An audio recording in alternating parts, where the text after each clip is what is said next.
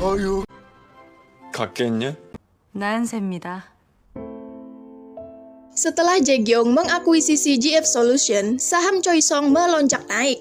Para pegawai tak henti-henti memuji kinerja Jae-gyong, hingga membuat Jae-gyong jadi berbangga diri dan berniat mempercepat suksesi. Sedangkan Jae-song kini cuti dan posisinya digantikan Eun-se. Sebelumnya, setelah Jae-song cerita Jae-gyong hampir membunuh ayah, Eun-se memintanya pura-pura sakit agar Eun-se bisa menjatuhkan Jae-gyong. Namun, para eksekutif tak suka dengan kehadiran Eun-se yang sok-sokan. Sementara itu, Yong-ho, Bang-geul, dan manajer Park kini ada di Yulivia, di hotel yang sama tempat pimpinan Na berada.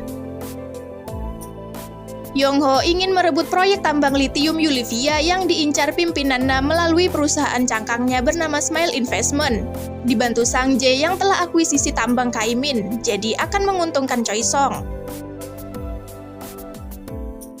Setelah itu, Sang Jae menelpon dan melaporkan jika Eun-se masuk perusahaan. Saat Jae-gyong tengah merayakan kesuksesannya, tiba-tiba Eun-se muncul. Jae-gyong tak suka melihat Eun-se karena tahu Eun-se memanfaatkan kebodohan Jae-song untuk merebut perusahaan. Yong-ho pun mengirim pesan agar hati-hati dengan Eun-se. Jadi, Jae-gyong bilang pada Eun-se jangan berani-berani merebut si NT. Di malam harinya, Yong-ho terganggu karena manajer Park tidur di sebelahnya. Jadi, ia ke ruang tamu sembari mengecek Bang-geul. Karena banyak berpikir, Bang-geul jadi lapar. Yong-ho ngomel-ngomel dan melarang Bang-geul makan tengah malam, katanya nanti gemuk. Tapi semua larangan itu sirna saat ia melihat kimchi buatan Son-hee yang ia rindukan.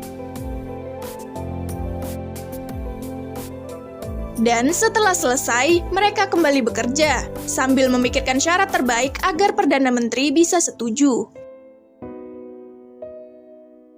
Sementara itu, Son-hee penasaran kenapa cucunya tiba-tiba sopan, dan cucunya pun akhirnya keceplosan.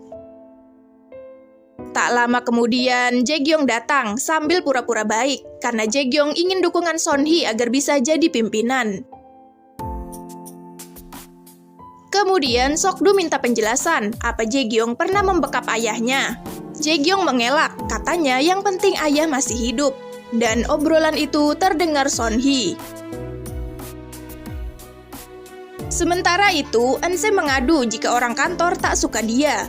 Eun-se juga meminta Jae-song membeli banyak saham si NT juga menjual properti. Dan Jae-song nurut-nurut saja. Jae-song juga cerita jika Bang-geul tengah liburan.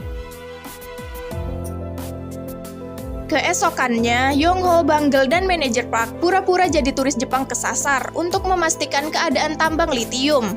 Dan kebetulan di sana ada sekretaris pimpinan Na bernama Jo. Saat Jo pergi, Yong-ho meminta manajer Park mengikutinya. Jo bersama pimpinan Na datang ke kantor Perdana Menteri untuk membahas kerjasama tambang. Sedangkan Yong-ho dan Bang-geul mengikuti pegawai pimpinan Na di hotel untuk dapat info.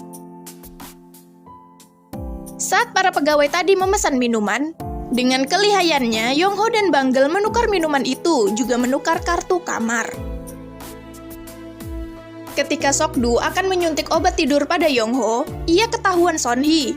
Son-hee marah. Sok-du bilang ia terpaksa karena ia tak bisa melihat Jae-gyong sedih. Lalu, Son-hee pun menelpon Jae-gyong dan bilang ia akan hadir pada rapat direksi untuk mendukungnya.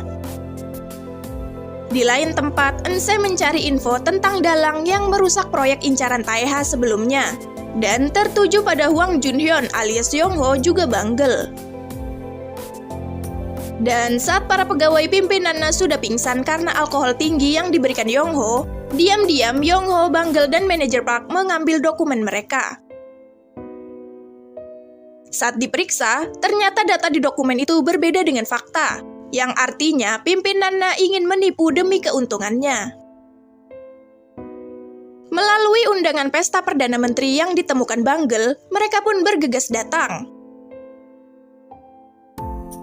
Ketika waktunya penandatanganan kontrak tiba, dengan cepat manajer Park beraksi menumpahkan minuman di kontrak itu. Lalu Bangle menunjukkan dokumen penipuan pimpinannya hingga Perdana Menteri murka dan mengusir pimpinannya sampai membuatnya histeris.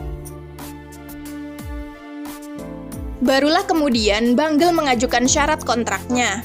Tapi Perdana Menteri tak percaya dan juga hampir mengusir mereka.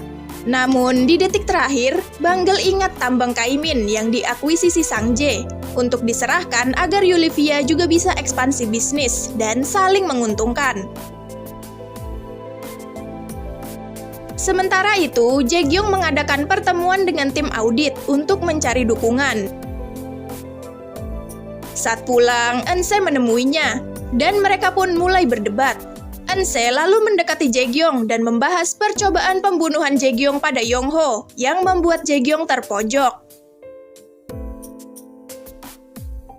Akhirnya, penandatanganan kontrak sukses, dan melihat putrinya mampu membuat Yong-ho bangga. Sedangkan pimpinannya berusaha menelusuri jejak Yong-ho dengan emosi. Tapi saat dicari, mereka sudah keburu pulang.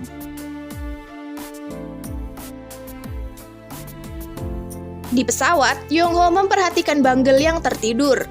Putri kecilnya kini sudah tumbuh jadi perempuan hebat. Dan ketika mereka sampai di Korea, Son-hee tiba-tiba menelpon Bangle. Saat ditemui, Son-hee menangis ketakutan menceritakan Jae-gyung yang berusaha membunuh ayahnya. Mendengar itu, Yong-ho pun bilang kini saatnya Bangle menunjukkan dirinya. Dan keesokannya, Jae-sung, Eun-se, juga Son-hee datang untuk menghadiri rapat direksi.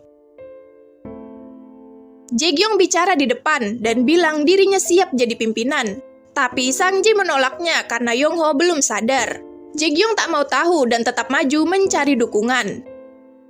Tiba-tiba Eun-se mengangkat tangan disusul direktur lain dan membuat Jae-sung tak terima.